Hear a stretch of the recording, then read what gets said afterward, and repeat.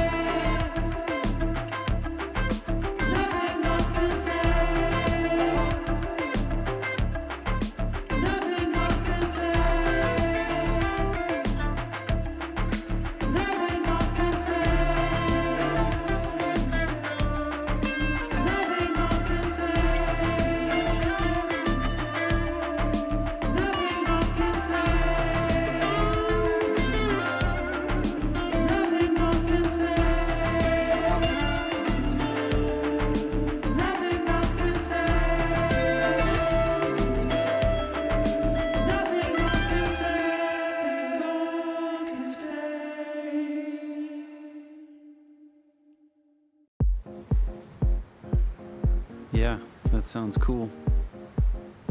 Yeah, I wish I could join you. Alright, man, we'll catch up with you later. This is just something I gotta do. I walk up in the club and I know why I'm here. My bones feel the pulse and I got to shake it clear. These aren't my walking shoes, my threads are made to stretch. And when you see me coming, make a way, my moves will make you sweat. I step into the crowd thinking how long will this take? I'm feeling fresh, looking fine, never been in better shape. And there you were, stepping out, standing in the clear. So we locked eyes, I walked your way and whispered in your ear. Do you wanna dance? Do you wanna dance with me, my love? Do you wanna move your body right? Do you wanna dance with me all night? Do you wanna dance? Do you wanna dance with me, my love? Do you wanna move your body right? Do you wanna dance with me all night? Do you wanna dance? Do you wanna dance? Do you wanna feel the groove, side to side, you know just what to do. Move your body like you do when you're alone in your bedroom. Now shake, shake, shake it up, shake your body tonight.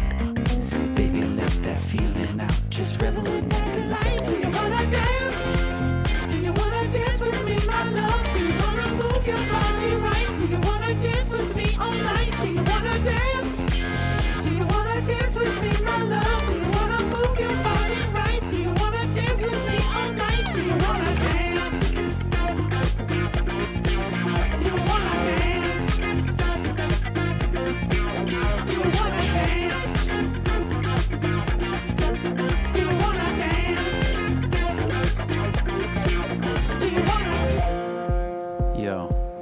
Sorry I can't meet up tonight.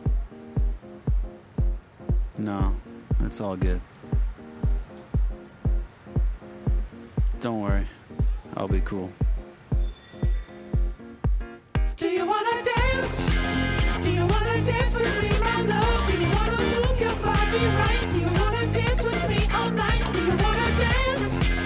Do you wanna dance with me, my love? Do you wanna move your body right? Do you wanna dance with me all night? Do you wanna dance? Do you wanna dance? Do you wanna dance? Do you wanna dance? Do you wanna?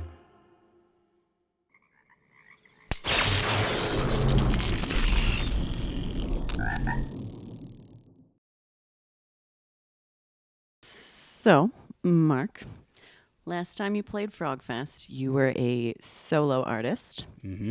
When did you two start collaborating and playing music together? Well, I think it was at that Frogfest was when we first played our first note conceptually, because Ty was in the audience that day, and there was a point in the set where we made eye contact, and I just saw him on stage with me. We were telepathically communicating at that point, and I could just see us on stage together, and there was a moment where I'm like, why is Ty not up here? Right? Like, I'm leaving righteous riffs on the table, left it on the table. And so I'd say conceptually, that was like, it hit me. I'm like, oh, and we talked after the set that, hey, let's make a song together. Let's see how this feels. Mm-hmm. Yeah. So, just through the pandemic, obviously, because you started playing together right before that all happened, how did that process look of creating an album together, obviously socially distanced? Yeah, so we made pretty... the songs that we put down just were there. They had already been written in a way, and by us just getting the same room, it just took that, a couple sessions. We met up before the pandemic 2 or 3 times, and we had the guts of the album, essentially. And then from that point, from remote locations, we were just sprinkling on some garnish, if you will. Some cilantro. Yeah, to the album. Yeah. So Gorgeous. yeah, that's something, I don't know, I had the, conceptually, the album was created already, like, the vision was there. And I had a few key instruments that I wanted, and I knew the feeling of it. And it was an interesting process because we wrote the song titles before we made anything else. We're just like, okay, nothing gold can stay. And it was the expression of just like that moment and the drum machine and the bass line. And so it was a unique process, and because of the pandemic, it was an opportunity for us to take more time than I have ever personally taken writing an album. So that was cool, because it kind of, in the past, I was always attempting to create something and complete it so I could put it out and go do shows and do little tours in Western Canada, and the momentum of the process. Mm-hmm. So by having momentum relinquished, it was opportunity to just let everything fall to the ground and let everything die in a way, and the energy of the way things happen, or that the way things used to happen. It was a reset for sure, and from that perspective. And again, it was an opportunity to just really take our time So, yeah, so we put the album out in 2022 in the spring. Yeah, so not quite 3 years from the time that we met at Frogfest and telepathically realized we were going to make an album. Yeah, and honestly, Yeah. having listened to it, it definitely feels like a cohesive project. And I believe Tess has a few questions for Mark. All right. So earlier you were just talking about rising, allowing everything to fall, kind of that tower analogy. And my question is regards to how does the rebuilding of that look with live shows? Well, this is the first time that we've played for other people. The process of this live session for Frogfest. And the last time I was on stage was in November 2019 as Mark Mills. So that's an interesting question. And it's not something I really have a formulated answer. I think this invitation to come and do this in this kind of environment was a great opportunity and platform for us to get out of the jam space. Because I personally haven't really reintroduced myself into any kind of anything that resembles the way that I used to live before the pandemic. Like, I've been to multiple shows, but I get about a block away and I'm looking at the crowd and the people and I just leave. So this is the first time I've followed through with showing up to something. And I'm talking birthday parties, weddings, my friends' bands that were on tour from other cities that I haven't seen in years.